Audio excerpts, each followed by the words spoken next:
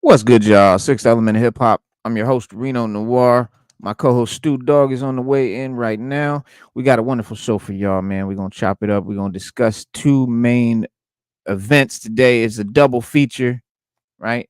Last time we did the Tale of Two reviews, I believe. Yes, we did the Tale of Two Dirties and the Killer. And today we are doing reviews of Power.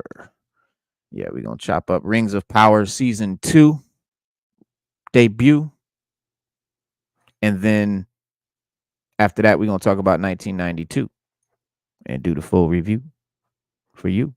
Yeah, 1992 is the Tyrese Gibson, uh Snoop Dogg executive produced uh last film of my man Ray Liotta, heist film set against the backdrop of the 1992 Rodney King riots in LA. Bound to happen. These movies are bound to start coming out eventually. I'm surprised it took so long, actually. A lot of, I'm surprised there have not been more movies, about that crazy day, that crazy time. And for hip hop too. And it's just crazy to say, but it's a fact. That whole event sparked off some amazing amazing music. It did, at least inspired it. Like, for instance, Dr. Dre's The Chronic alone is set against the backdrop of the 92 riots. I mean, and so, like, uh, definitely so inspired. So yeah, I mean, and that's just one example of a mega classic based on that era for hip hop. And yeah, man, the Rodney King riots basically provided the distraction, the diversion for the robbers to do the heist. That's the idea of the film. That's sort of the premise, if you will. And it's a dope idea. It's definitely something, unique that I don't think I've seen before. At least, and it's also very important that we discuss, or that we recognize, Ray Liotta, his last joint, um, 1992 is Ray Liotta's final performance. Stu Dog, you here? Say hello to the people. Yo, yo, Stu digging. yeah. Yo, man, the place to be. What's up? Yeah, man. Just breaking it down, man. Breaking down the 1992 film synopsis, basically based against a heist film set against the 92 Rodney King riots, and basically just talking about how that whole event inspired so much dope hip hop and so much dope music. You know what I'm saying? That Bloodshed, salute. What's good? Hey y'all, what's going down, y'all? How you What doing? up? What up? So yeah, it's just a really good.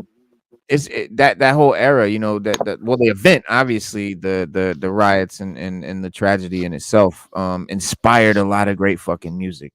You know what I'm saying? Like I said, namely the Chronic, Dr. Dre's The Chronic, but so much music, that not just on the West Coast, East Coast music, and Yeah, everything. Ice Cube. Don't forget, Ice Cube put out like 3 albums based on Right. snippets from the Rodney King riots. Was it Death Certificate, Predator? Lethal and what was the Injection. last? And Lethal Injection. Yeah, they were all made during that time. So they Exactly. yeah. The one song what was the one song we got to tear this motherfucker up. That Yeah. that I mean, literally was about the riots. He talked about the whole thing. hmm yeah. Bloodshed. Did you get to see the movie? You saw the movie, right? Nah, man, I haven't really gotten really too much. I've been doing a book tour through the United States. So I went up through DC, and now I'm in Rochester doing a I book got tour. you. Okay. Other than that, I haven't seen shit. I wanted to see Deadpool and Wolverine like on the screen, and hmm I'm out to bootleg it. Yeah, yeah, And that yeah. ages It's me, it's. you know. No, I mean, it's a good movie. It's definitely worth seeing. If you missed it on the theater, you know what I'm saying. Definitely make your way to see it. It's definitely a good movie. But today we are definitely talking about the Rings of Power season 2 and the movie 1992. Prior to his passing, Stu. Just so you know, bro, I muted your mic. You can unmute it, I think, but I think you're done with setting up your mic and shit. But once you get done with all the setting up and everything, chime in. Um, but yeah, prior to his death, his tragic passing in 2022, Ray Liotta was definitely a genuine titan in the game who brought a lot of gravitas to every role. Brought a lot of legitimacy to any like gangster movie. He just had that sort of aura about him. And probably because of Goodfellas, but phenomenal fucking actor. One of my favorites. And whether he's playing like a supernatural baseball as shoeless Joe Jackson in Phil Alden Robinson's Field of Dreams, or representing half of a failed marriage as a divorce attorney, Jay Murata in Noah Backbaum's Marriage Story just recently, or doing copious crime and even more copious drugs as up and coming gangster Henry Hill. That we all love, and that was a true story. And Martin Scorsese's Goodfellas, and he was always, a bright light worth watching. He always definitely brought so much to everything that he was in. And now Ariel Vroman's 1992 is Liotta's final film, and sadly it takes place in a another sad time in Los Angeles history, following the massive wave of riots that emerged in the wake of the Rodney King verdict. It's a tense, mostly successful thriller with a very talented cast, but greater artistry in the thematic development and greater novelty in the plotting would enhance the freshness of the crime drama, in as a crime drama, as a movie about the riots. It's not so much about that as it is set amongst it. Mercer, played by Tyrese Gibson, has just one priority after serving his time in prison and leaving his former violent life behind, which is being a responsible father. And there's not much backstory as to what made him a single father, how they ended up that way, what he did to get into prison, what gang he was affiliated with before, or at the time. I mean, he's still affiliated. LA, the gang culture is very much culture. In if you're in the culture, it's part of the culture. It's not so much like something you kind of hop in and out of. It's kind of where you're born and who you grew up, who your father, your grandfather, your mother. It's you're born into shit. So you kind of are what you are. But they don't go into that at all. So you just kind of know he's an OG. They call him OG Merc. His name is Mercer. And my Stu, I'm gonna mute that because it keeps popping and clacking. I don't know what that is. It's your headset or something. But yeah, what was I saying? Elsewhere in the city, he's being a single father and doing his thing, and he's working in this factory, while the rest of his time he's at home raising his son and making sure he does right. and played by named Antoine, played by Christopher Emmanuel. Now we have the B plot or the A plot, depending on how you look at it, I guess, or just the other plot. Lowell, played by Liotta, and his sons, Riggin, played by Scott Eastwood, Clint Eastwood's son, and Dennis, played by Dylan Arnold, are planning this massive score in the midst of the chaos. Right? The son, Riggin, played by Eastwood, gets the idea when he sees the news footage about the trial and the riots, and like if this shit pops off and they get found not guilty, this is going to create the perfect diversion, right? The entire LAPD will be down there, not fucking looking at what I'm doing. And so they plan this heist based on that. The idea in itself, it's something that, I get it. It's something I would have thought of. It's a dope idea for a story. I mean, it's one of those, like, I'm surprised they haven't done this before. That's why I took it. But what they're doing is they're stealing the platinum from the catalytic converters that are being made by the metal company that he works for, the metal manufacturer. And just, this chance set of circumstances are bringing the character of Mercer and Antoine to the factory exactly when the band of thieves are in the midst of their heist, and basically sets in motion a very, action filled chain of events. Like I said, amidst the burning riots. It's first and foremost, it has an exceptional setup. I thought, strategically taking advantage of the chaos to pull the heist.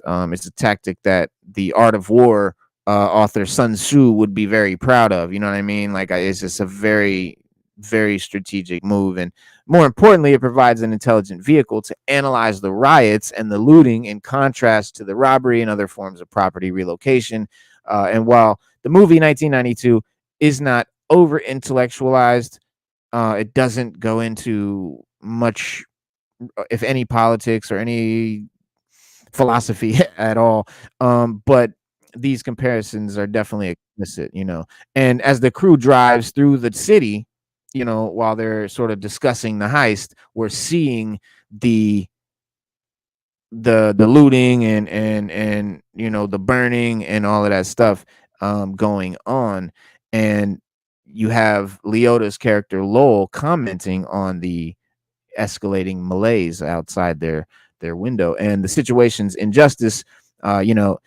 Doesn't give them the right to do this. It's not their property. The basic uh alt right way of looking at shit, while he's watching them doing what they're doing, and basically raging at the fact that that verdict was just such a slap in the face. I mean, just such a boot to the fucking mouth, basically. And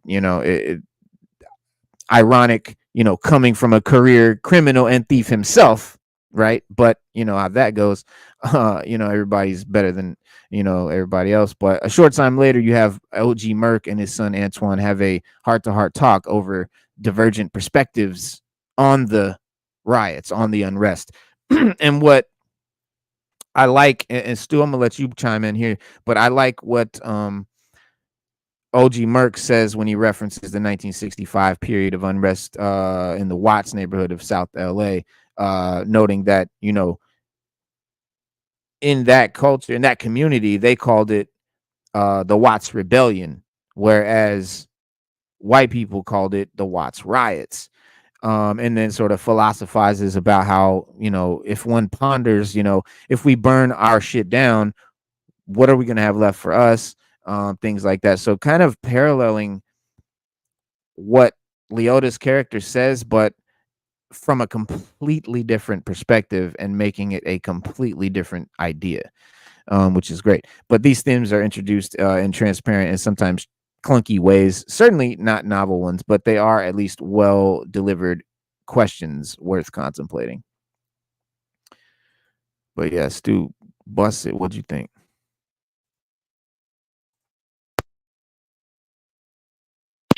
I thought it was great, man. I agree with you. I think it's excellent. Um, a heist movie set inside the Rodney King riots in '92. It's great, bro. Mhm. It's great. A lot of messages, a lot of little messages in there. Message. And a lot of things that went on.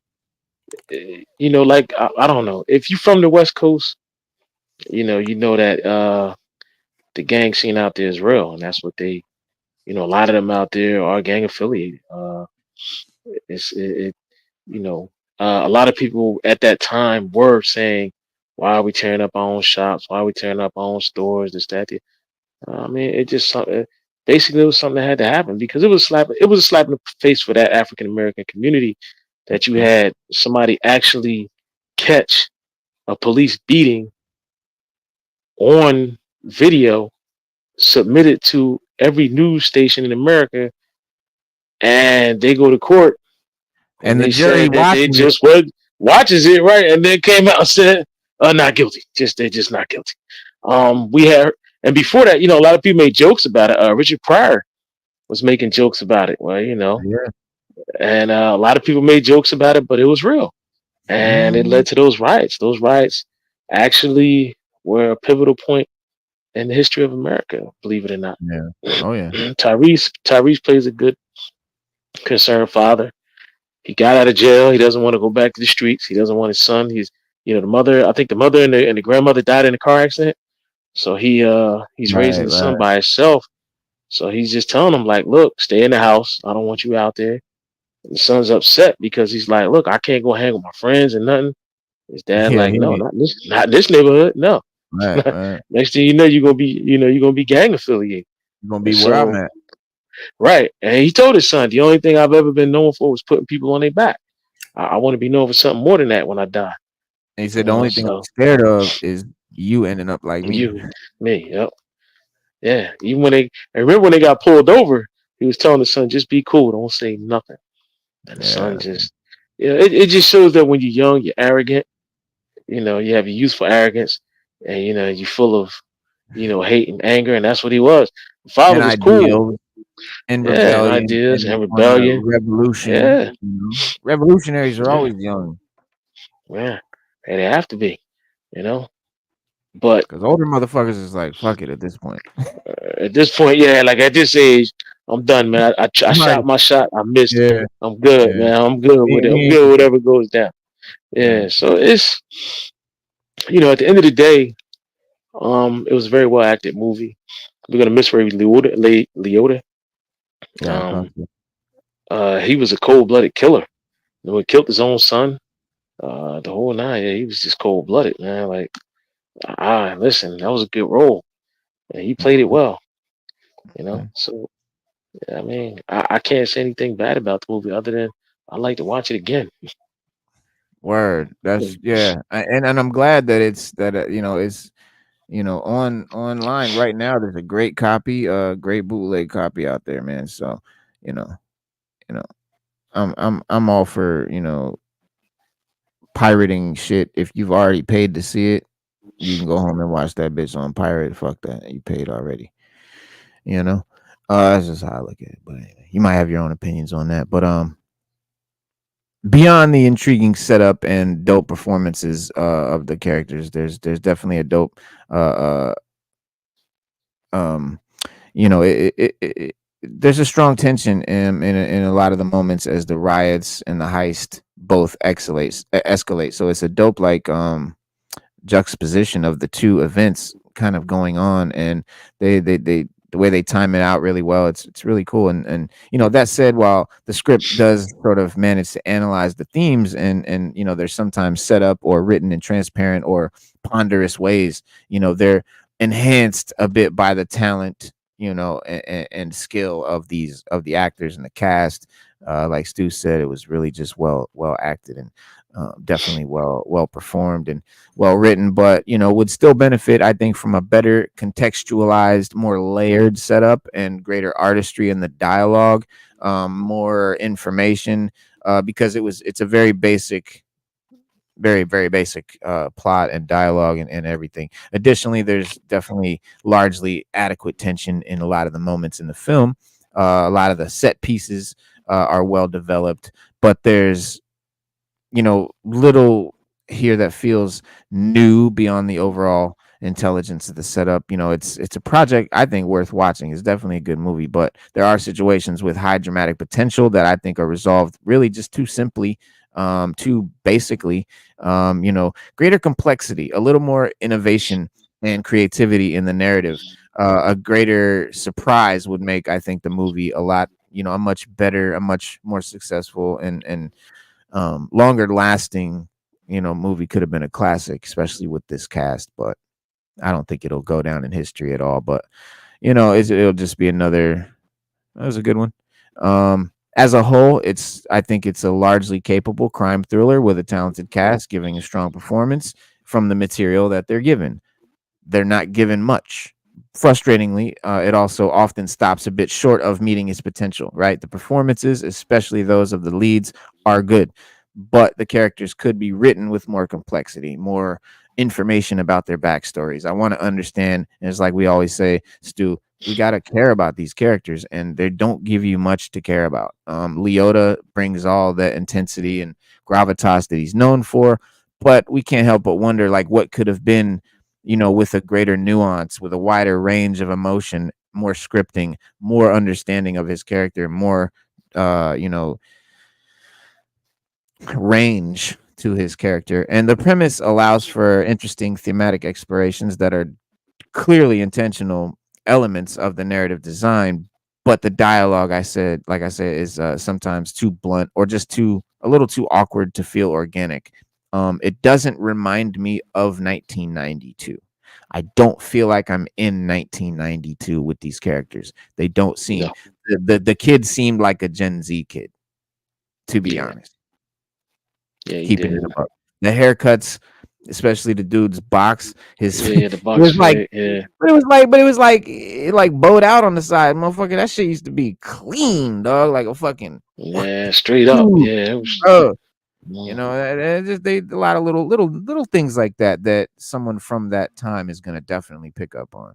So those were the only sort of complaints, but I liked it, man. I dug it. I'll watch it again. It was overall a good movie. Definitely Tyrese's best movie in a long time. I think his best movie since Baby Boy. Definitely his mm. best performance since Baby Boy. I'll say that, at least his Mm. best performance. Yeah, Yeah, a lot Baby of people Boy. like Baby Boy. A lot of That's a people like Baby Boy, man. That's a, that's a that's a that's a that's a that's what we say.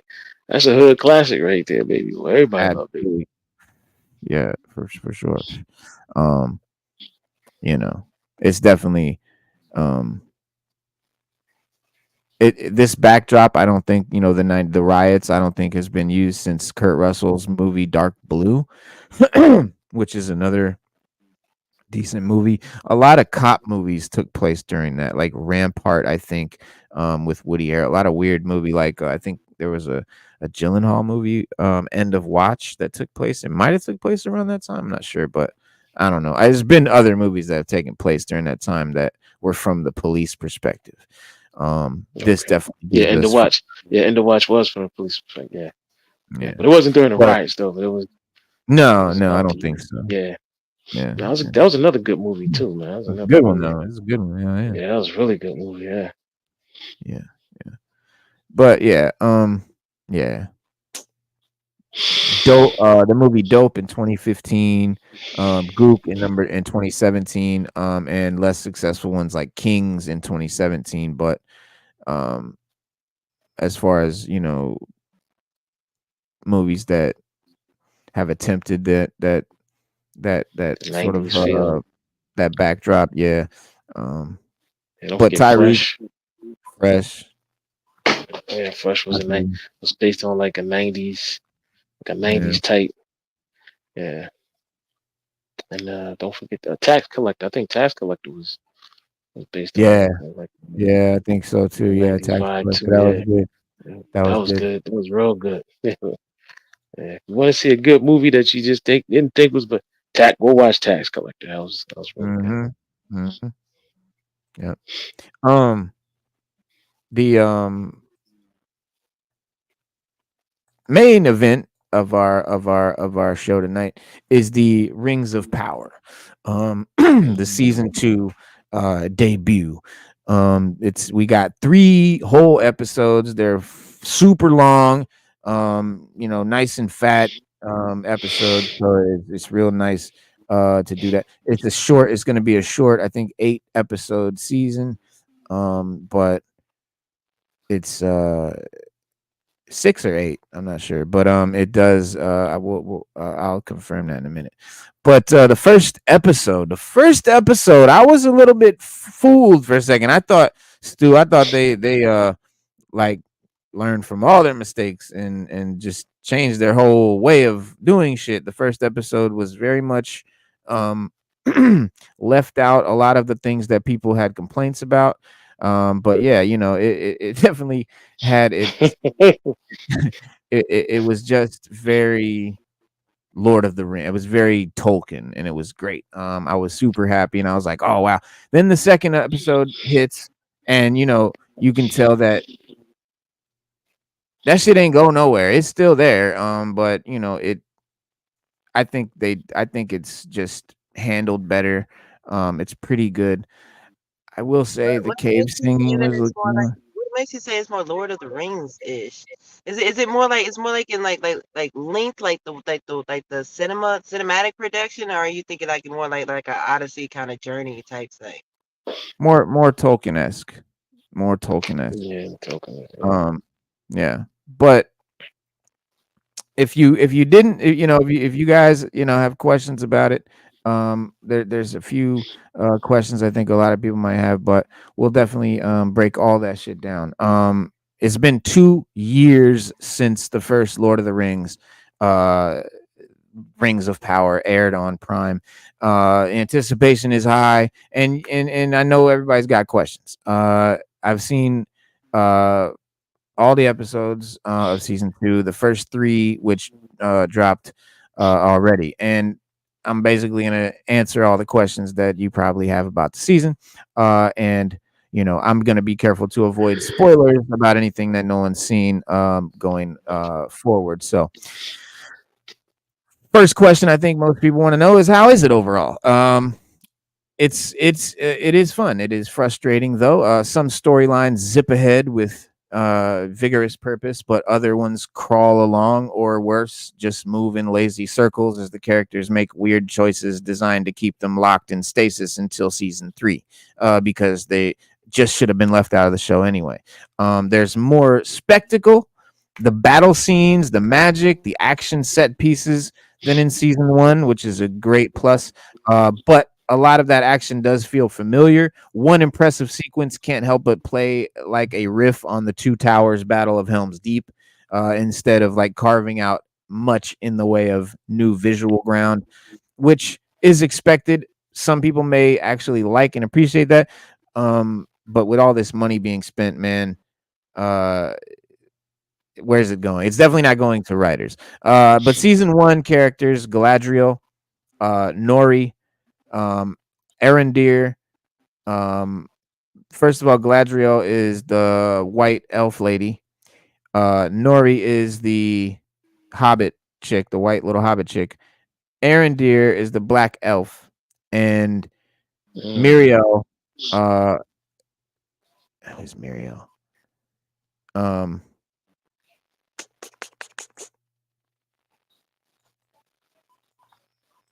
Let me see real quick who this other character is that I'm thinking of. Um, oh, she's the black queen of the humans of Numenor. That's who it is. Muriel. So she's in it. Cynthia Adai Robinson. Especially. But yeah, they get less to do. And new characters like the Southlander Estrid, played by Nia Towell, sort of struggle to earn the screen time devoted to them. But it's been 2 years since season 1 aired. Um, you know, where does everything stand right now? Season 2 picks up right where season 1 left off, right? Mm. Halbrand, who is really, we know, is Dark Lord Sauron, has just revealed to Galadriel that he's the Dark Lord Sauron, and under his guidance, but not his direct involvement, which will turn out to be crucial. The Elvin Smith Celebrimbor. And Celebrimbor is the guy who makes the rings, right? He's the elf that makes the rings of power for Sauron. Has crafted the three rings of power for the elves already, which they hope will restore their spirits and allow them to remain in Middle Earth. Basically, perform mystical, magical tree surgery or something. In the Southlands, Sauron's one-time lieutenant Adar, the kind of scarred up dude that rocks with the orcs, has triggered the volcano Mount Doom to erupt, and which turned the sky black and turned the whole region into Mordor. Right, so now Mordor has been created. Mordor from the Peter Jackson Lord of the Rings movies. It was created by the volcano Mount Doom erupting and turning everything dark, ash covering everything. Right, so turns the orcs, makes their homeland and all evil things, gives them a nice, region. Right, so the Southlanders, as they're known, are now refugees, and the Numenorians, who are the humans, the mankind, right, who under the leadership of Queen Regent Muriel, the Black Lady Queen, came to Southlanders' aid, have returned to their island kingdom in defeat. You might wonder why I'm specifying who's black and who's white when I'm describing this. It's such a point that they're making. That's why I'm giving it to you, because that's what they want. That's how they made this show. It's very important to them. So I'm letting you know who's who. The mysterious, it's not important to me. It's important to the people that made this show for whatever reason. The mysterious amnesiac, being known only as the Stranger right now, who everyone's theorizing is Gandalf, has been revealed as a wizard, but we still don't know for sure which wizard. His friend Nori is the Hobbit, and they've both taken off into the Middle East, or the east of Middle Earth, towards the land of Rune. Rune, you'll recall, is the very place where those three weird creeps who were following them the last season came from, the witches. And so he's seeking answers, right? And the ability to master his powers, which are completely out of whack. They're just going nuts. Anytime he tries to use his powers, shit just goes haywire and people die and get fucked up. So also, probably to find out, who he is. Now, I mentioned when I first started saying how I thought that maybe they'd learned a lot from season 1. Yes and no.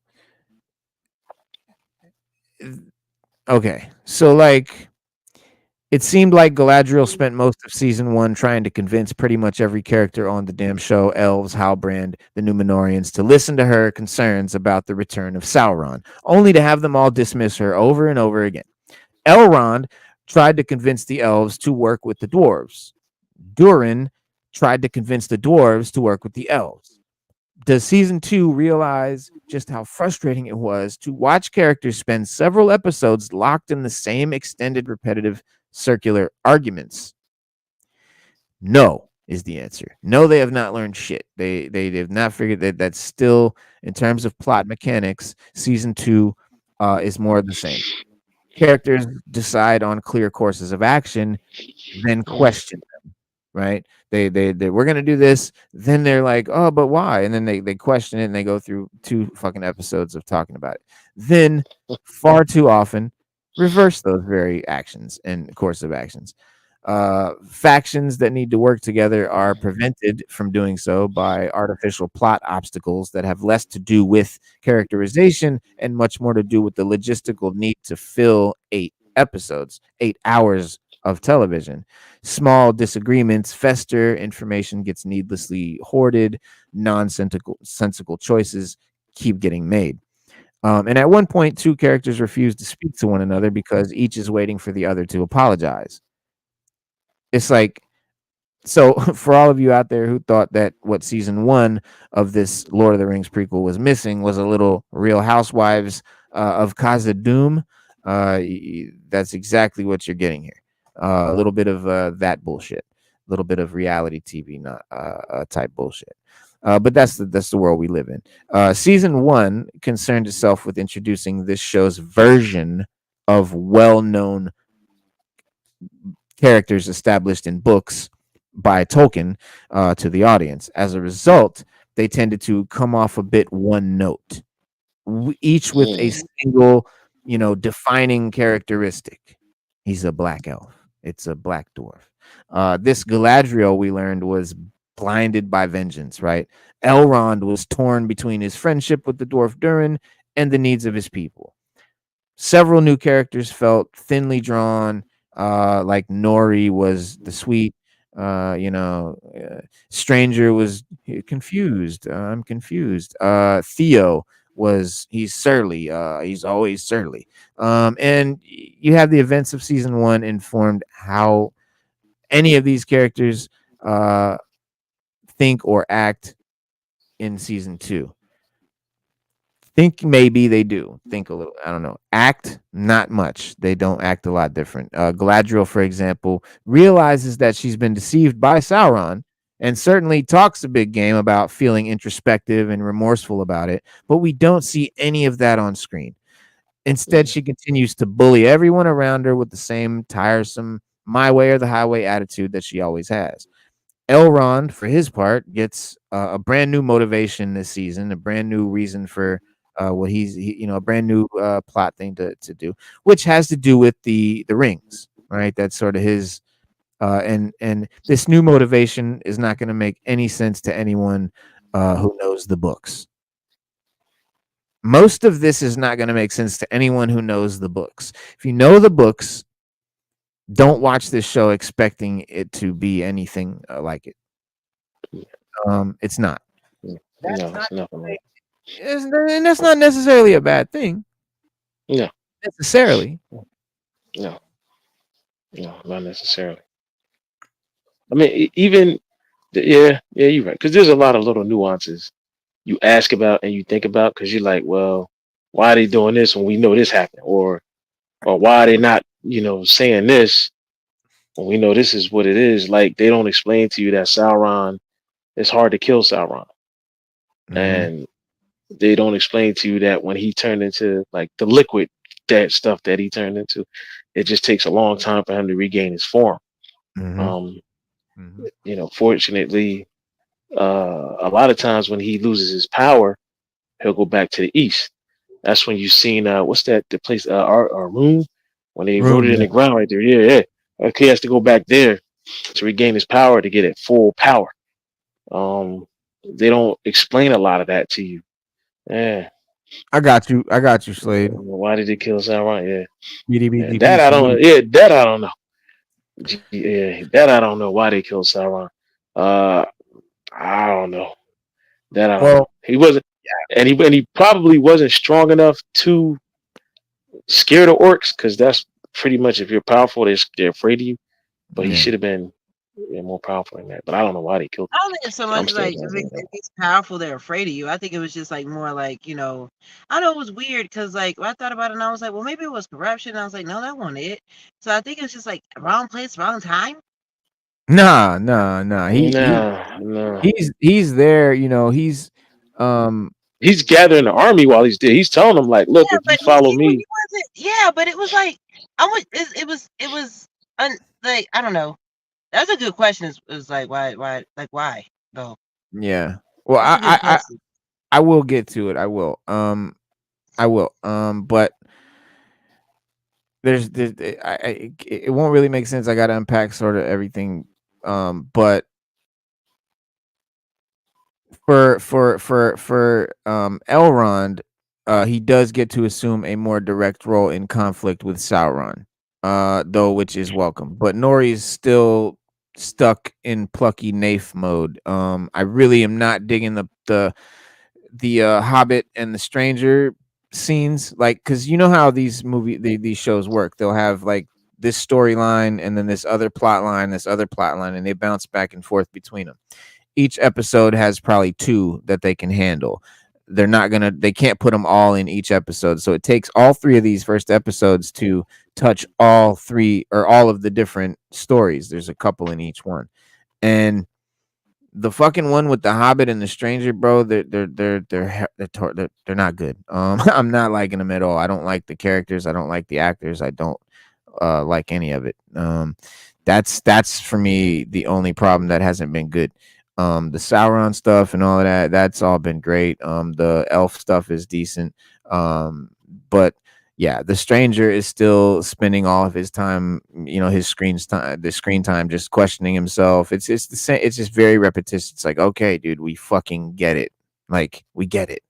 But in general, the characters created for the series get afforded more emotional nuance and roundedness than those taken from Tolkien, from the books. And the mysterious orc general Adar, for example, as for far as Sauron and the orcs, is still a compelling character. And it, as far as what happened with Sauron and the orcs, he, yeah, Stu, you're right. He's trying to start his army. He's trying to, like, form his army. And he's just not ready, if that makes sense.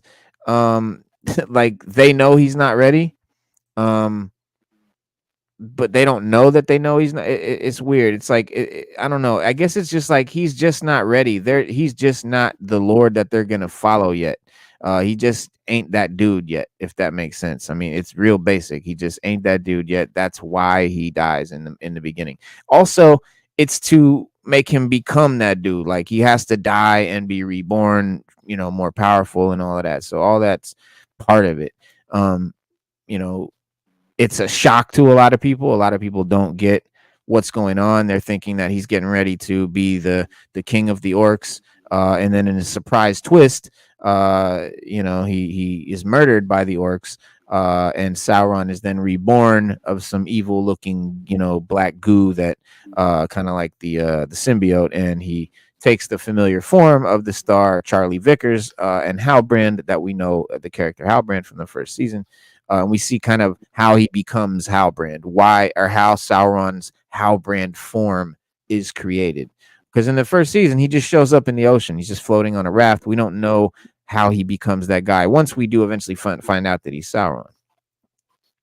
But yeah, he dies. He becomes Halbrand, and then but he betrays the man that doesn't save him when they get swept away by the flood, and that sort of like I don't know, solidifies him as an evil dude.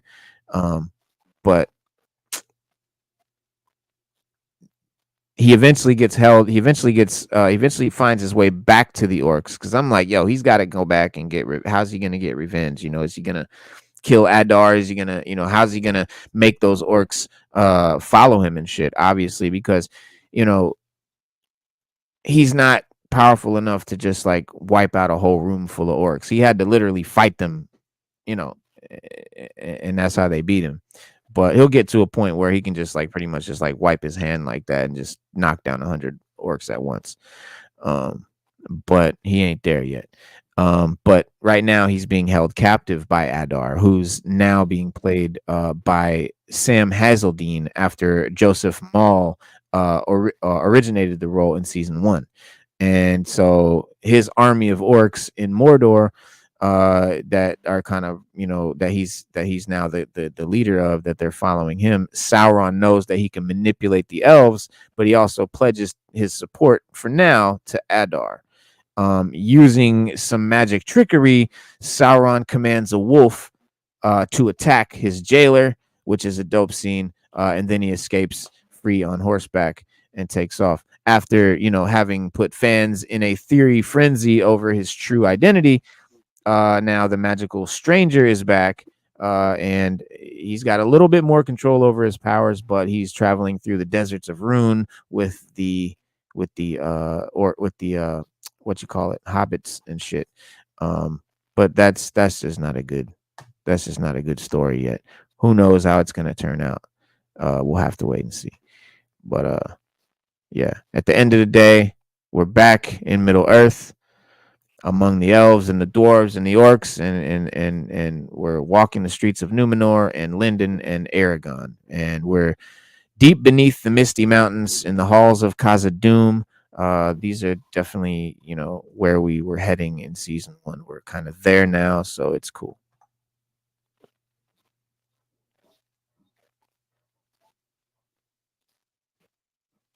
Yeah, it's and then you still gotta ask about the well, we know the 3 rings that the elves have, so we know Mm-hmm. that's they're there, but the other, what is it, 9 rings we haven't seen yet. Mm-hmm. Um, Yeah. and they Right. don't really talk about how. No, well, we seen Mount Doom's formed, and then Mm-hmm. we saw how that was Mordor. formed. Yeah, Yeah. but that was cool, and but we still, you still, I don't know, the Nazgul. You would think by now, I guess they're gonna drag it out because at the rate it's going, you know, they haven't shown the 9 rings, the Nazgul, the dwarves. Because remember, he gave rings to the dwarves and the men, but the dwarves never bent to the will of the Yeah, rings. that's not So none of that's happened yet. So far, there's only 3 rings that have been created out of all yes, those rings. out of all the And, rings, yeah, it's only 3. and It's only the 3. yeah, and the elves have them, and they look like fucking ring pops compared to Peter Jackson's rings. I hate these rings. Swear to God, they gonna start Yeah. sucking them any minute. Uh, Well, I yeah, guess they're gonna talk about him. I guess we could talk about him for in this second season. Maybe they'll go into him fortifying Mordor yeah. and making it what it was. Because you still got like regular people living in Mordor, Mm-hmm. and by the time we get to you know whatever age they're in, by the time we get to Frodo and them, no humans live in Mordor. Like no men live in Mordor. No, Right. No, yeah. it's Well, the just evil men. trolls and orcs. It's just trolls and Yeah, orcs. yeah, Yeah, yeah. With Easter and the Easterlings, but no men living in it. You know, yeah. yeah. Nobody goes to Mordor. Even when they were talking about it in Lord of the Rings, and the guy told me, he was like, "Wait a minute, you want us to go into Mordor?" It was like it's just nothing but soot and death and Yeah. blackness. Like nobody goes there, nobody lives there, but trolls and orcs. And then you have Orakai, and he was like, nobody lives there, nobody even goes there, nobody even looks that way. It's like why would we even go there? But Sauron, I guess this is him fortifying it. Like when he was talking to the dog or whatever you call those dogs, what they call it? Yeah, that dog thing. Yeah, Wolf yeah, he creature. was talking to him. Yeah. Yeah, he was talking to him. Forget what he was called. Yeah, they show how powerful Sauron is. Yeah, no, But yeah. I want to know, is this going to be season where they show him fortify Mordor? So then, because it would Mhm. progress the story, like we see him fortify Mordor second season, third season, he can, Well, right now, give like, him the yeah, rings. he's not right now. He's not even leader of the orcs yet. He's not really Sauron yet. Nah, So he's not right on now, yet. Yeah. and and Oh, he's and Sauron, but not yet. Not the Sauron we know. he's not the Yeah. Sauron we know. But Yeah. Because you somebody's still got the. asking me about how that shit went down. So in the beginning, right when he there's like this 20-minute sequence in the beginning of the first season or the first episode, and this is what really hooked me. I was like, oh, this season's about to be lit. But yeah, it's kind of like a backstory, right? And it's how Sauron ended up in the Halbrand form when we see him floating on the raft in the beginning. So what we see is kind of like an origin story for both Sauron and Adar, addressing the orcs, right, shortly after the death of the Dark Lord Morgoth, because that's something that they have talked about in this show. And that's the original big bad of Tolkien's Middle Earth is Morgoth. Sauron is like, lesser than Morgoth. Morgoth was the boss of it all, right? And he's died, and Sauron now is delivering what could be called the opposite of a pep talk, right? He warns his armies about the long fight ahead, in which many orcs will die, and Yeah. he insists that they have no choice but to follow him because everyone else in Middle Earth can't stand him, right? Everyone else hates him. The elves hate him. They'll never accept him. You know, blase blah. The men will always be disgusted by them, blase blah, and they can only follow him because he's the only guy that's gonna really give them, really gonna support them. And then he's getting ready to be crowned, right? Adar is gonna put the crown on him, and he's getting ready to crown him. And as Sauron, the new Dark Lord, and it's that very familiar crown shape from the Peter Jackson movies, and just like I was thinking too, Stu, like this is when he's gonna be crowned as Sauron, and he's gonna be that Sauron that we know, and he turns the crown upside down and stabs him in the back with the fucking points Yeah, of with the the crown. crown. Yeah, stabbed him, his superior in the back of his neck. At which point, the assembled orcs swarm and stab him and shit. And he we could see that he's a crazy ass fighter. Like he's definitely super powered as far as combat goes. Super lightning fast, super strong. If they were coming at him one at a time, he could do this all day. But they kind of surround him and overcome him, and they just juke him. They just shank him up, and he bleeds out and seemingly dies. And then, with his ultimate end involving the explosion of light and frost that covers all the surrounding land, just turns everything to snow.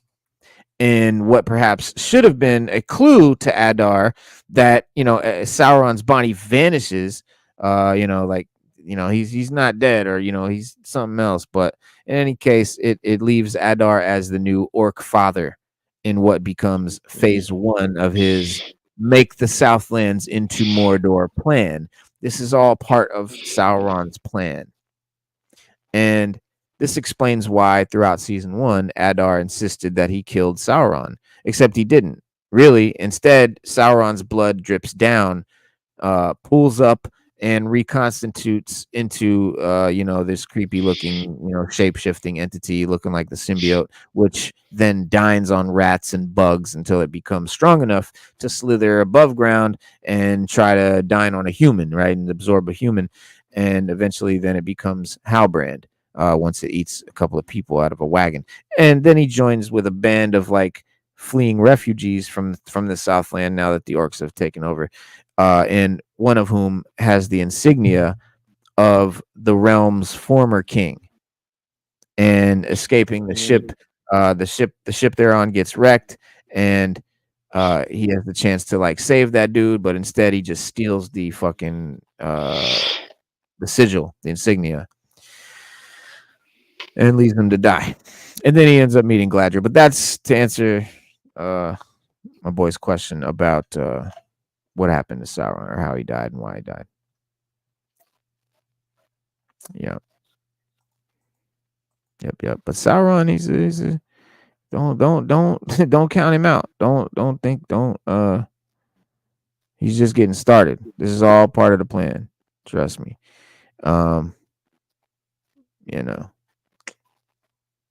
It's gonna end up. It's gonna be dope. It's gonna be dope. It's going to be dope. And then because this should be what, the second age, and then yeah, you got the third age, which is the Battle of Numenor. mhm. And you got after that. I I think think that's when we go. I think that's when we go into. I think this is the third age, isn't it? The fourth age is Lord of the Should be Rings. this either should be the second or the third. I think it's the second, and then you got the Battle of Numenor, if I'm not mistaken.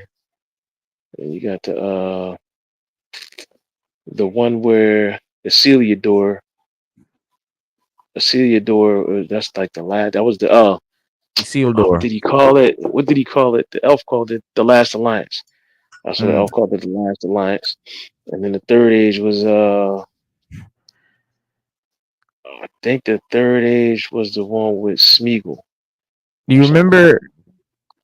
that. Do you remember who Isildur is from the Peter Jackson movies?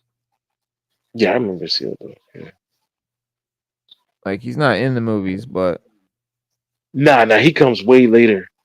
He yeah, comes way later, like way later. Because you got the Last Alliance. That was the what. That's what we see in the beginning of the Lord of the Rings movie when was he's the Last fighting Alliance. Sauron and he cuts off Right, and he's just Sauron. chopping And everybody else. Yeah, he's he's just the chopping. one And then they cut the fingers. Yeah, he cut the yeah, finger off. yeah, and he's the one that Yeah, he was supposed to throw away the ring and destroy it, but he didn't. yeah. Because after that, you have I And forget then what comes after Aragorn is that. Isildur's heir. Yeah, because that's the third age.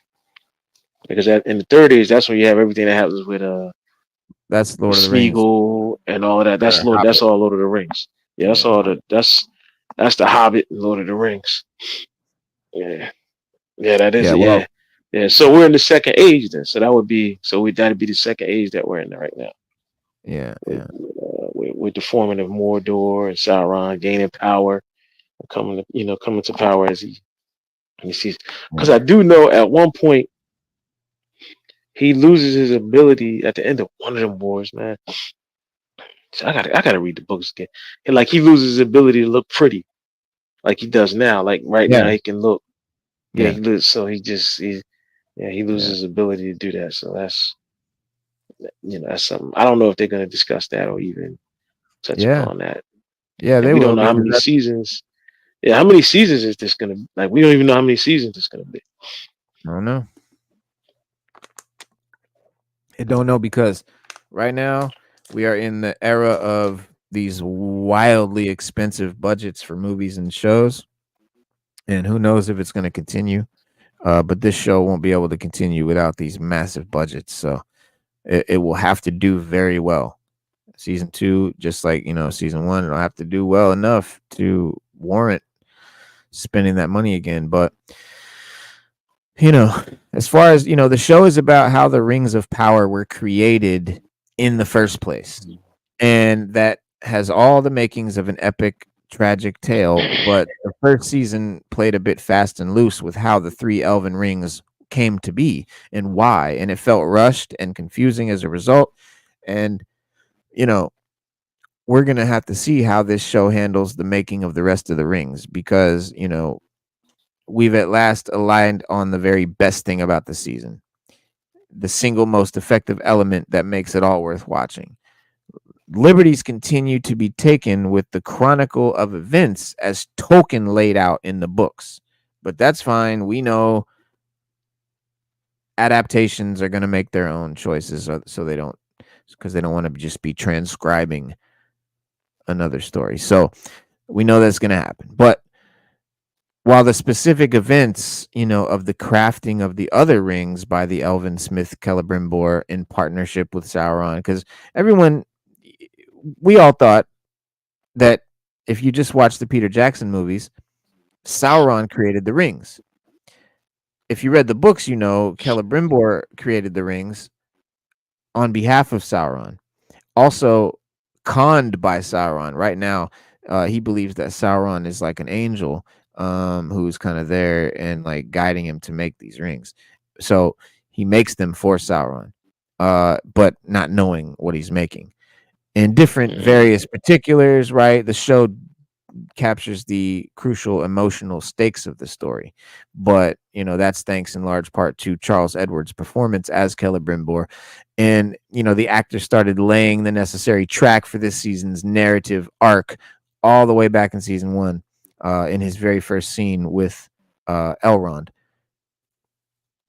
And he clearly established that Celebrimbor may be wise and skillful, but he's definitely manipulatable. He's very vulnerable to flattery. He's hungry for it. You can definitely manipulate this dude. It's definitely made clear. And that's what's happening. So when Vickers Sauron shows up this season as the mysterious and sexy Anatar with his pointy ears and soulful eyes and his Greg Allman wig, we all know that Celebrimbor will all too willingly fall hopelessly under his sway. My mom dated Greg Allman, by the way. It's funny. Vickers, before she met my dad, but for his part, doesn't push it. Right. He occasionally lets Anatar's caring, dewy-eyed life coach facade drop to let us see exactly how much fun Sauron is having, manipulating absolutely everyone around him. Any scenes that these two actors share feel layered and emotionally resonant on a show that too often permits its characters to declare everything that they're thinking at the precise moment that they think it, and it's very fucking basic. It's very basic, very cheaply done, I'll say. So I know I've gone back and forth. Do I like season 2? Do I not like season 2? Do I like the show? Don't I? There's a lot of negative stuff about the plot and the pacing. So there's a little frustration, I'll say, but most of us who watch this particular show go into it having a fairly clear idea of what needs to happen and what's to be expected and what we know that we're going to get to an extent. So we can't help but watch with, suspense and impatience, basically, of what's going to happen. We don't know. We're worried, but we're intrigued. But it's like a train wreck, but at the same time, it's dope. Whenever the series finds places to insert fresh new ideas and characters, like Adar, for example, or capture something from the books, that could only hint at, uh, Celebrimbor, Anatar stuff happening, and that impatience definitely will dissolve. But when, as often happens with in both this season and the first season, the series seems content to pad itself out with needlessly discursive developments that frustration and impatience starts to color everything that we see on first viewing, especially. I've rewatched season 1 recently with a bit of distance. It's easier to forgive the stuff that ranked, 2 years ago. The bullshit Numenorian, elves won't take our jobs storyline that forced the elf Southlander romance, the slowness of the burn, which Stranger and Nori's slow burn plot continues to droll on, but really fucking drudged in season 1. But because at the end of the day, we're back in Middle Earth, and that's all we can ask for. That's all we can That's do. all. Yeah, that's I'm all happy. we can get. Yeah. Because my only problem is with the pacing. Other than that, Right. I like Lord of the Rings. You can make a movie or a TV show of hobbits just walking along a mountaintop. They don't have to say nothing. They don't have to do nothing. Just watching them walk is good enough for me. Yeah. But the pacing of this story is just, you know, that I don't know. It Dismal. seemed like it. Yeah, it seemed like it. But we deal with it. We're dealing with it. It's not horrible. I'm happy so far. Like, it's cool. I'm not like it's not what I would have made if I made this show. Like, it's not what I think a lot of Tolkien fans would have made if they made this show, but it's what we got. So does the water creature know that Sauron is on the boat? You want to take that one? I have no idea. Well, yeah, because he destroyed it. So I don't Yeah. know how he knew, or I don't even know what that creature is called or why it's after him. But Yeah. it did I destroy the don't boat think because it's he was on it. after him. Yeah, I don't You know know, what. No, I I don't don't know know what why that it bashed is. the boat up. I think it's one of these creatures that sees a boat and wants to fuck it up. It's just it's a scourge of the deep. It's a sea monster. I don't think it was Okay. personal. That's what I think. It was an event. I think it was an event that was like like a, what do you call it? Like a fucking freak of nature or something, right? That just Oh, sort of okay. happened, but Yeah, because I couldn't figure it out. I thought maybe that he knew the creature was coming. It blew the boat up, and you know. yeah, I Because you didn't get remember at that. one point he looked at it. Remember he looked at it, Yeah, he was just looking at and it like, "What is that?" And it just came towards him and then just went around him and went to fucking the boat up yeah, more. right. It That's what I'm came saying. directly Like, at him and then went to just crushing the boat more. Like, that's what it wanted to do. It just wants to fuck the boat up. He bashed it, bash it, could be. bash it. And then he went on about his way. Like he was not. If he was chasing him right when he opened his mouth, he would have just ate him. It was just But he ate him. didn't. Yeah, He opened his he mouth and didn't. turned. In turn, yeah. So, So he was not. He wasn't there to eat anybody. He was there to crush boats. mm. Like what do you call it? You know, like a fucking I don't know environmental hazard.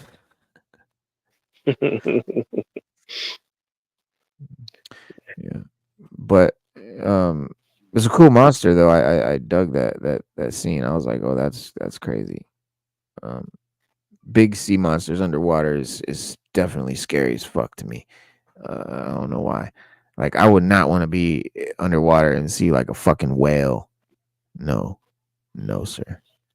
No, sir. I'm not diving anyway. I'm not going in the ocean. Like not way out in the deep ass ocean. I'm not doing it. If I gotta look around under the water and I can't see nothing but just blackness, no, sir. I'm straight. Yeah, I'm That's the no. same way. I'll be like, nah, I'm good. I'm just gonna float here until somebody come along and get me. Cause I'll shout. I don't know. I'll dig. I would dig like, doing like a shallow reef dive. That would be ill. Okay. I'd love to do a reef dive, but I'm not deep sea diving the fuck out of here, bro. No, sir. No, anywhere that whales can be, I cannot be. If Anyway, a what else great can white be? can float in that motherfucker, I can't be there. Okay. Yeah, that's crazy, man. But Well, like I said, my only problem, Reno, is the pacing. yeah, Um, like you said, it's about the creation of the rings of power. So, when I'm watching it, I gotta forget it's less about the characters and more yeah. about the rings. And they're how they built, created, and distributed. But you got to speed it up a little bit. We don't know how many seasons they're gonna do of this, and I don't want to be like 8 seasons invested in this, and it's just we're still Yeah. we're still trying to figure things out. Like that's a good question right there. I Who mean, is the wizard dude? we Like kind who of, is he? Like, yeah, I mean, we kind of figured out in the last season that it's Gandalf. I mean, we're pretty sure.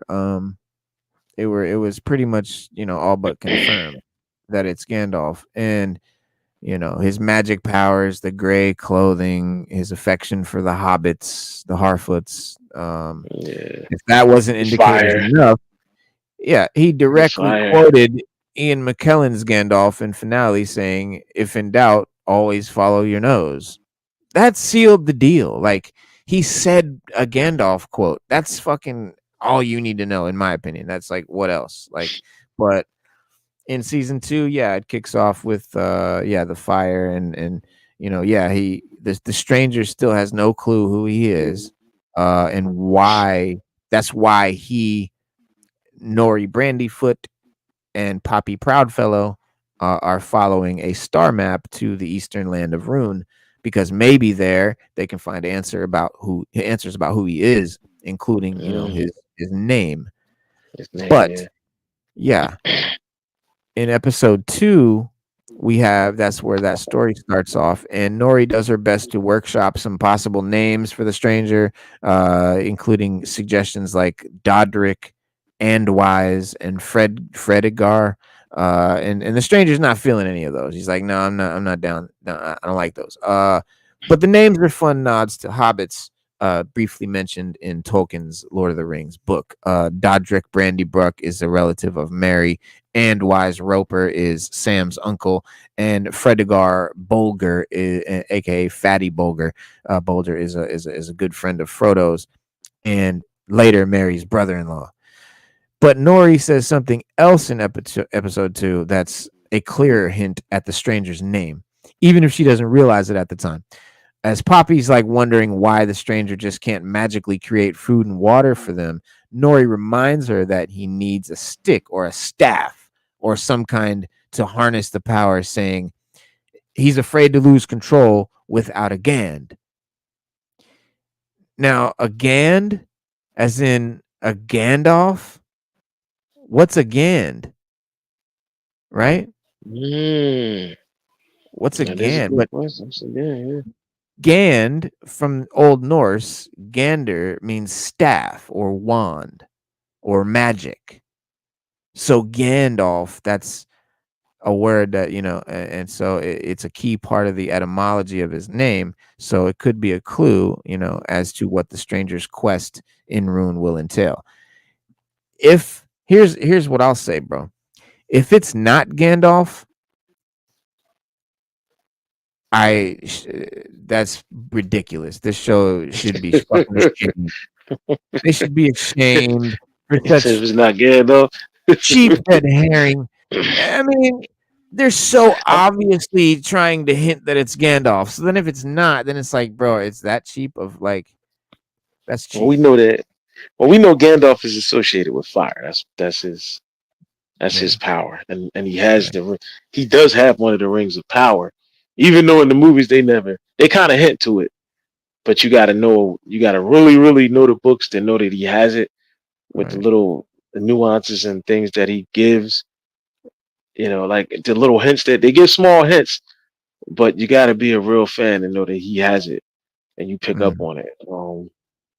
That he Well, the has, name one of the rings. Gandalf, his name, Tolkien didn't just make up the name, and a lot of No, this stuff no, Tolkien didn't make up, like the dwarves and the elves and all that. He tweaked the name from a section of the Norse poem, Voluspa, titled yeah. "Catalog of the Dwarves," and this is also where most of the dwarves' names from The Hobbit come from.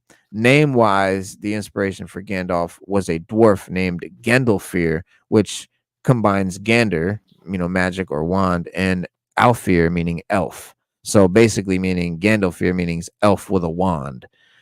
So Gandalf is just what he is what he ended up using or making the name his own thing. And being the language lover that he was, I mean, Tolkien created languages for his books, literally created them complete languages. And Tolkien preserved the meaning, in his own works. And he wrote in his Unfinished Tales book that the name Gandalf means elf of the wand, in reference to both Gandalf's staff and men's misconception that he was an elf.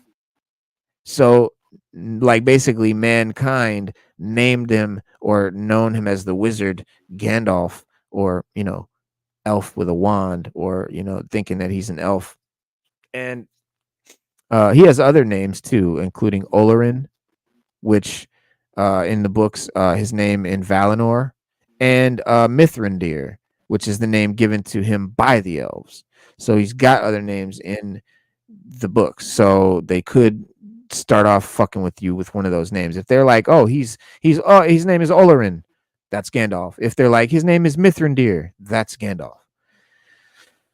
By Mm-hmm. mentioning his need for a Gand, in episode 2, the Hobbit positions the search for the staff as a key part of his quest moving forward. So it's kind of like he's got to get his, it's like he's a role playing game. He's got to get his, he's got to get the staff and Yeah, da-da-da. staff. Yeah, Yeah, and yeah. add to that his episode 1 dream of a shape-shifting staff calling to him, and we're officially, on staff watch. And so where Gandalf is going to find the staff is in Rune. And so could he fashion one from those gnarled trees around in the desert? Is he going to get one as a gift? Perhaps most pressingly, will he understand how a Gand relates to his name? And soon as he takes up his staff, is he going to get the staff and be like, I'm Gandalf or some shit? Or like in the books, in Tolkien's work, he'll earn that name from men as that he encounters on his journeys. Because in the books, remember, it's the men that name him Gandalf because they think he's an elf because he's got magic and da da da da. So it, obviously, it's going to be very different from the books. So you won't get it. You Nah, we gonna get. Yeah, because can't we glean know from the book. Gandalf is. Yeah, we know there were more of them in the beginning. Um, from What, what I wizard? read, yeah, there were more of them. But by the time Yeah. we got to the ages, I think it's like the third age, there were only like three of them left. Hmm. But we know Gandalf. His physical body can be killed. We know he can't be killed. So that's why he came back Yeah. as Gandalf the White. Instead, when he was Gandalf the Grey, when he fought what was There's that thing gonna he fought? be there's gonna be other wizards in this show. Um, the in this season rather. There's the guy, the nature wizard. Um, he's gonna be in it.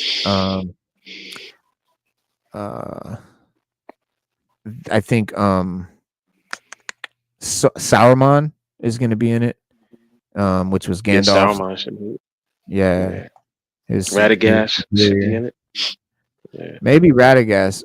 But Bullbeer, I forget his name. I He's know there in was a it. blue one. Sure. There was a blue wizard too. There was like a blue, white, Yeah, and it was gray. a brown. Um, a Um, brown, and I forget the Tom rest. I Bombadil. think. Here it is. I found it. Its name is Tom Bombadil. So that's the wizard that's in this one, Tom Bombadil. I don't know what color he represents, but he represents is this guy here. So he's going to be in the season. It says Tom Bombadil, Rory Kinnear shows up in this season too, which is a big deal. How does the series handle a character so weird and narratively incongruous?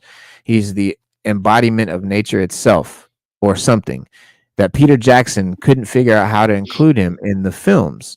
So yeah, he was never in the Peter Jackson movies. Uh, you're right that in the books, Bombadil doesn't make a lot of sense on a plot level. He spends his chapters prancing about, singing at the top of his full lungs, and just generally representing the capricious, ephemeral nature of, well, nature. Tolkien takes pains to establish just how blissfully unconcerned he is with anything going on other in the other chapters. He is his own creature, the very freest of free agents. In the series, it says, not so much. This is a surprisingly dialed in, alert, and every bit world weary Bombadil who kind of acts as an emissary for this universe's powers that be. He's expressively there to guide another character along their journey of self discovery.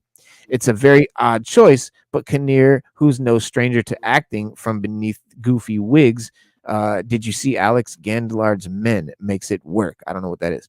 In the trailer, we get a glimpse of another wizardly looking dude played by Syrian Hines, who is who we think he is, right? Probably he never gets named. He's not in it much, but probably. So yeah, they're talking about Saruman. So yeah, Saruman. We see him obviously in it. He's there. He doesn't do or say much, but or at least he's not named in any way meaningfully. But uh the show has gotten truly shocking review scores on Rotten Tomatoes. I mean, 85% fresh when it started, which was 83% with season 1, so it did better than season 1. But I haven't checked it in a while. But it was like 85% Mm, right at first. So it might have gone up since, but it was doing really well at first, right out the gate. So I think it's better than season 1 so far, for sure. yeah, because season one started really slow. I Yeah, mean, it was really, slow, really. and then it picked up. But damn, it was. I was like, damn, we gonna get anything other than them Yeah, them just setting up the plot? Like it should have been set up 3 episodes ago. And or yeah, but it did. You know, the last I say what 3 4 episodes really good. Uh, but before that, you're like, yeah. man, can we get the movies are way more exciting. And so Mhm. we'll see as time goes on. And like you said, I don't know how many episodes this season is. Um, so Hey, Nugget. hopefully we don't get a whole season of just dialogue. Yeah. Something's got to happen. Yeah, something's Well, got to no, happen. it's definitely got action and stuff going on. It's definitely much better than the first season in that regard. But yeah, man, all in all, definitely recommended. It's dope. But Yes, yeah, we give it a big thumbs up. And you yeah, give we it a big definitely thumbs up. recommend it. Yeah, no, I like it. I mean, I listen. I can't complain. Like I I give said, the it, only thing is the pacing. I But give other it, than that, I like it. I give it 3.5 couches out of 5. I'll say Hmm, that I can agree with that. Yeah, I can agree with that. Yeah, I can go with that. I can go with 3.5 out of 5. three and a Yeah, half couches. yeah, I can go with that. But Yeah, it's a good one. But the this is my new favorite actress. She's dope. She was in Shogun. Her name is Anna Sawai, breakout star. Is primed to make her debut in the MCU as a major X-Men member, and fans don't mind the height difference. She's mad short, and she said, "If we can have a tall Wolverine, motherfuckers, then we can have a short fucking Psylocke." It says as the X-Men make I their way to the agree. MCU. I mean, come on. Olivia Moon was Psylocke before. She did a good job, I guess. She just didn't have a good movie to do it in, per se. But yeah, she was a good Psylocke. But yeah, I think Anna Sawai would be a great choice for Psylocke as well. Already having shown off her action prowess in Shogun. Yeah, some fans are skeptical about her height, given that I don't know, she's short. I guess she's really short, but who cares, dude? It's Hollywood. Do you know how short fucking Stallone is? Dude's like 5'2" or some shit. And they sure make them look taller than that. So They make him look 6'5" if they want to, but yeah, he definitely looks 6'2" when he's Rambo. yeah, there you go. But yeah, But it's, hey, there she is. There that's she is. cool. Anna Sawai is wife. Please, this is perfect. I don't know. Wishful thinking, I guess. Yeah, they'll find some way to make it work. I'm cool with it. I think she can play the role. Definitely. Definitely. Um. Oh. I'm pissed. I'm pissed. So, Y'all know I'm a big Cable fan. mm, Cable Cable is like definitely one of my top 3 characters in comics. It's like Batman, Wolverine, and Cable. My top. And Marvel won't be publishing comics with Cable anytime soon, and they've said so. Like they literally said, and this is bullshit, dog. And it's not just because they're not putting my boy Cable in it; it's the reason why. And this is gonna suck for comics going forward, man. In my opinion, I think comics are going the way of movies and shows. I mean, they are, they're absolutely going the way of movies and shows right now.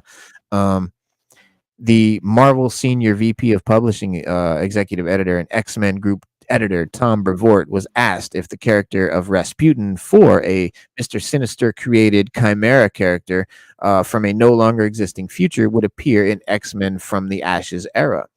And let me show you.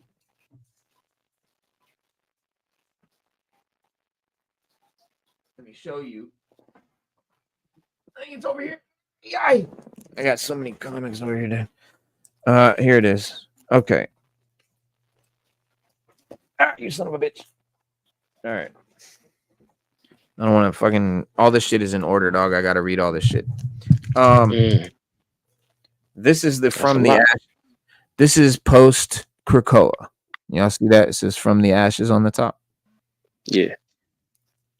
This is post Krakoa. Then that's the from the ashes X-Men. This is from the ashes Phoenix. And then there's like from the ashes X-Force. This is all post Krakoa. This is all the fall of Krakoa in my hands right here. And then the beginning of the next shit. I gotta read it. So, yeah. The reason I gotta read it is because House of X, Powers of X is what got me back into comics. And I gotta see what's going on. But the bullshit is this. They were asked if we were gonna get this one character, this Chimera character, in the From the Ashes era. And the answer was basically no. But it revealed a new strain of decision in the Brevoort work. No more future mutants. And that includes What? Cable and Bishop, he writes. He says, one of my first decrees. Hold on. Y'all got to see this shit. This is so discouraging for where comics is going, dog. Come on here. Let me see what's in the comments. Oh, okay. So here it is. It says, one of my first there's my boy right there. The necessary is here. In graffiti. It says cable number 4. It says one of my first decrees to all of my creative teams. This is the guy that makes X-Men right now, okay? He said, one of my first decrees to all of my creative teams as we started things up was that I wanted everything to take place in the here and now. I wanted it to be digestible for ordinary people who hadn't been following the books for a couple of years. So that meant momentarily sidelining any characters who came from the future or from an alternate timeline or any of that stuff. I made one or two exceptions. I permitted Rachel to be part of X-Force because she was attached to Betsy. And she's also a long established character, right? Like Cable isn't. One that I think you can get into without even needing to immediately mention grew up during the days of future past and was a mutant hunting slave hound. Even relatively popular characters such as Cable and Bishop were sidelined for this reason. They all begin to show up here and there as we get things established, but on the outset, I wanted a clean entry point. And there was already a ton of baggage from Krakoa that needed to be covered without trying to do alternate future origin or chimera made from the DNA of 4 other mutants. Now, that sounds like a fucking chode who is not a comic fan, who doesn't understand comics, who doesn't get why. Okay, comics is literature, bro. Comics has nuance. Comics have all this shit that you're talking about. It's not super basic and fucking simple. It has alternate timelines and DNA of other mutant, blah. It's science fiction. It's fantasy. It's what comic nerds look for in comics. Now, here's what he says: digestible for ordinary people. Here we are again making comic books for people that aren't comic book fans. Just like how they make movies and shows, you guys, for people that are not comic book fans. Let's make comic book movies and comic book shows for the general public, but alienate the fans of those characters that have been fans since childhood from the comics. Just completely fuck them. And they're actually not just doing it in movies and comic and shows, you guys. They're doing it in the actual comic books. They're actually making the comic books for basic motherfuckers. Which doesn't work. They just don't want it to be too confusing. How could it be? Come on, dude. Like, come on. Just come on. That's just utter redundant. It's just ridiculous.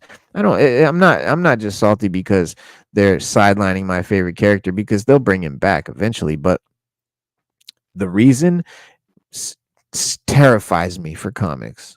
It makes me know that the quality of the stories is, which has already been on a decline, is going to plummet because they're trying to remove everything that is complex, nuanced, meaningful in any way, in favor for a basic, what did he say, digestible for ordinary people. So yeah, that's the problem I have with it. It's not that they're getting rid of cable, it's why and what that That's means why. for comics. And that makes sense, because like you said, at the end of the day, these movies are for the fans and not for the general public. If they like it, so be it. Now you got another fan. But if you don't make it for the comic book fans and the people that read comics, what's the point of making it? Because they're the main ones that want to see it or see it brought to life. Well, I mean, it's like this, okay? You don't make, when you make a movie about anything, race car driving, right? You go and you Right. get race car driver. You make it with race car drivers in mind, with race car mechanics in mind, with people who know about it. At least fans of race car driving. At least fucking if you make a NASCAR movie, you're at least making it with the fans of NASCAR in mind. At least.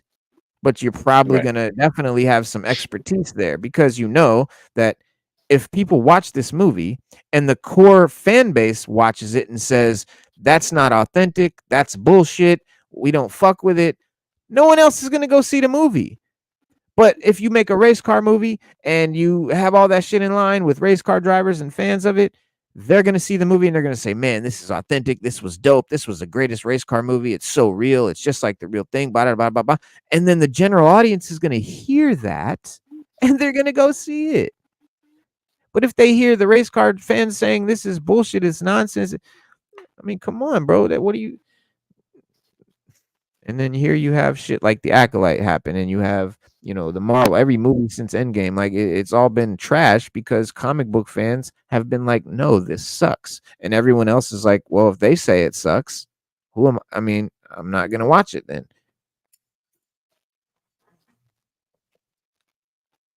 Mm, It's common sense to me anyway, but who knows why people do what they do. that's true. And Hale 08, salute. How are you doing on Twitch right now? We are over here. Yeah, we're about to switch, man. We're about to make the major switch to Twitch. YouTube has sort of been our home base, but YouTube does absolutely dick for streamers. They do nothing for streaming. The platform barely even. I think they're gonna end up like getting rid of the live tab or something. Like they do nothing for us. No one can find your streams. It's just horrible. So all the people that have migrated from Twitch to YouTube are now migrating back to Twitch. It's a whole thing. So we're gonna definitely be manning from Twitch in the very, very, very near future. Mm, You'll still be able to come on YouTube and see our show. It'll still be here, but we'll be operating from Twitch versus whereas I'm sort of operating from YouTube right now. But yeah. It'll be dope. It'll be fun. It'll be so much better. Our channel's it's gonna grow and be beautiful. It's gonna be awesome. We're gonna have fun. and we'll be with the gamers because I'm definitely a gamer. We'll be with the other people that do streaming video shows, podcasts. Well, Reno, nobody ever.